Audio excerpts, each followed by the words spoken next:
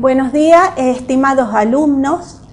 Soy la profesora Ángela Bomba y estoy a cargo del módulo 2, que ustedes ya me imagino habrán leído el primer capítulo. Es para mí un gusto compartir este módulo con ustedes y pienso que vamos a trabajar interrelacionado como es una comunicación eficaz.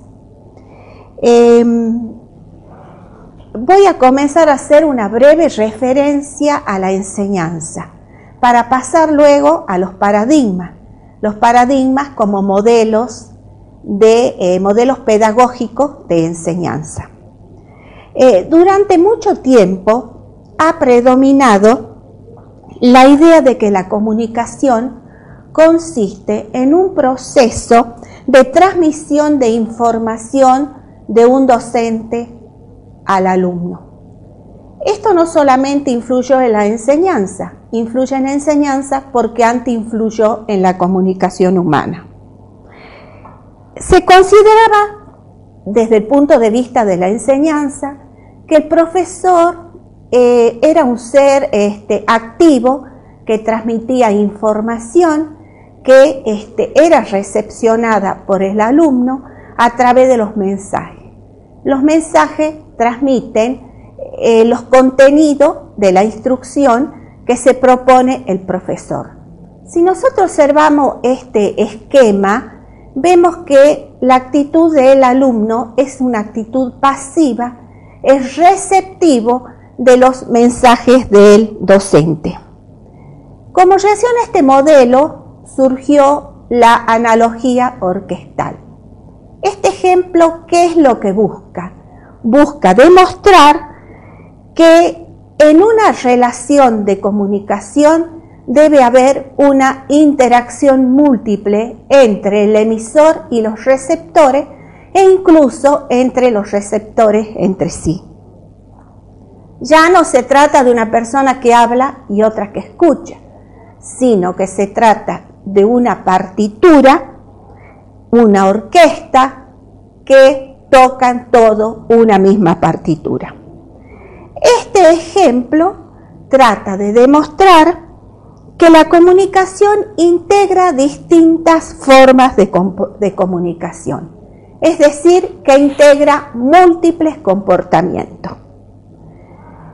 Ustedes ya habrán visto en la primera unidad del módulo que el diálogo ocupa un papel fundamental en el proceso de la comunicación. Sin diálogo no hay comunicación. Es importante el diálogo como intercambio de mensajes.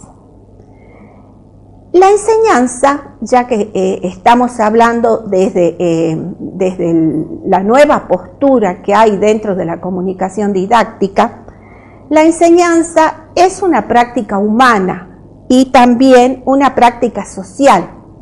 Es una práctica moral e intencional, con características específicas y diferenciadas que tienen como objeto hacer posible el aprendizaje. El aprendizaje no debe ser entendido como una relación de causa, enseño, resultado, aprende. No es así. La enseñanza lo que trata es de provocar situaciones de aprendizaje que también dependen del alumno. Depende de las operaciones cognitivas que realiza el alumno.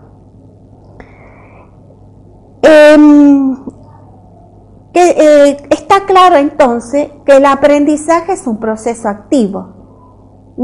Si depende de las actividades que realiza el alumno provocado por la enseñanza, el aprendizaje debe ser considerado como un proceso activo. Tradicionalmente, si volvemos al esquema anterior, que es el docente el que emite el mensaje, el alumno recepciona el mensaje, no hay diálogo ni interacción, vemos que en ese modelo el que verdaderamente es activo es el emisor, el alumno receptivo. En este caso se intercambian los papeles sin perder el docente también su papel de interaccionar con el alumno. Pero reemplaza esta mirada a la antigua concepción de que el aprender era una predisposición receptiva y retentiva del alumno. Tenemos ya, pienso claro, el concepto de enseñanza y el concepto de aprendizaje. La enseñanza entonces no causa sí o sí el aprendizaje, sino que provoca aprendizaje que dependen también de las actividades que realiza el alumno. Vamos a ver entonces a partir de ahora los modelos de enseñanza o los paradigmas. A partir de los años 30 comienzan a organizarse estos paradigmas con todo el material de investigación que se logró hasta ese momento. Los primeros paradigmas ocupan y tienen un papel muy importante en los que los secundaron. ¿Por qué? Porque fueron los primeros intentos de sistematizar y organizar modelos de enseñanza. Vamos a partir del concepto de paradigma. ¿Qué es un paradigma? Un paradigma es un modelo pedagógico. Es la representación de las relaciones que predominan en la enseñanza. Estas relaciones dependen del modelo conceptual que dirige la atención del investigador a determinados procesos. Nosotros vamos a presentar rápidamente 5 paradigmas. Vamos a comenzar con el paradigma presagio-producto. El paradigma presagio-producto establece las siguientes relaciones que, según esta postura, posibilita el aprendizaje. Para este paradigma lo importante son las características físicas y psicológicas del docente, la personalidad del docente. Es decir, que todo el proceso de enseñanza, la eficacia del proceso lo atribuye a la personalidad del docente. ¿Cuáles son las características de esta personalidad que va a hacer posible el aprendizaje? El buen juicio, autocontrol, consideración, entusiasmo, magnetismo, adaptabilidad. De esas características que hacen a la personalidad del docente depende la eficacia de la enseñanza. Y de la eficacia de la enseñanza depende el rendimiento académico del alumno. Si nosotros observamos este paradigma, vemos que es un esquema muy simple que no puede explicar lo que ocurre verdaderamente en el aula. Todo queda a merced del docente. Pero eso no quiere decir que no haya tenido importancia. Es importante porque, como ya dije, marca un ítem importante, marca el origen de los futuros paradigmas. ¿Qué pasa acá? ¿Cuál es el rol del docente? El rol del docente es activo, mientras que el rol del alumno es pasivo.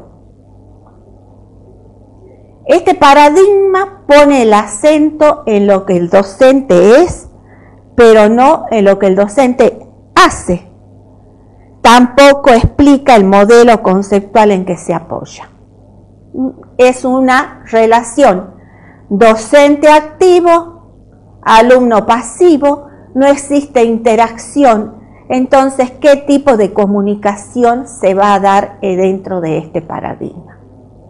Falta diálogo, falta actividad del alumno. Es un primer modelo que surge con todas sus limitaciones y que responde a una época prácticamente. De este paradigma presagio-producto vamos a pasar al paradigma proceso-producto. Este paradigma se basa en una teoría que todos conocemos, que es la teoría conductista, es decir, que pone la atención en la conducta del alumno. El aprendizaje es un asunto de estímulo, respuesta, refuerzo. El docente emite el estímulo, el alumno responde a ese estímulo, pero vuelve a su actitud pasiva. Esa conducta se va a fijar en el alumno siempre que la respuesta sea reforzada. ¿Qué es el refuerzo? El refuerzo es una situación placentera que sigue a una respuesta. El docente emite el mensaje, el alumno responde, no interacciona con el docente, sino que reacciona ante el estímulo del docente, y si verdaderamente la respuesta ha sido la adecuada, según el docente, va a reforzarla positivamente. Ejemplo de esto, una buena nota después de una tarea. Cuando rendimos, por ejemplo, la mirada del docente actúa como un refuerzo porque nos está indicando si vamos bien o no. ¿De qué depende fundamentalmente el aprendizaje? De la capacidad del profesor y de los estilos docentes empleados por ese docente. ¿Qué sucede en el aula? Los procesos que ocurren en el aula dependen del método que emplea el docente y de su comportamiento. Esto es conocido como variables independientes. Este proceso que ocurre en el aula, el método, el comportamiento del docente, si es eficaz, va a producir el rendimiento del alumno. Es la variable producto y es una variable dependiente, porque depende de las variables independientes, o sea, de los procesos que ocurren en el aula. Esta teoría, como les decía recién, la que subyace en este paradigma, es la teoría conductista. Los objetivos son muy específicos, muy concretos, directamente evaluables. La evaluación es una evaluación de conducta. Responde, como les decía, esta teoría que ustedes van a ver con mayor detenimiento cuando veamos las teorías del aprendizaje. ¿Qué podemos decir de este paradigma? Que da muy poca importancia al alumno como mediador del aprendizaje. No nos habla de los procesos que realiza el alumno para aprender. El aprendizaje es mecánico prácticamente, estímulo-respuesta, estímulo-respuesta. El alumno es reactivo al estímulo, pero no es interactivo, no interacciona nunca con el docente. Sigue en una actividad pasiva. Por lo tanto, no tiene en cuenta los procesos interactivos. Y además, fija su evaluación puramente en la observación de las conductas.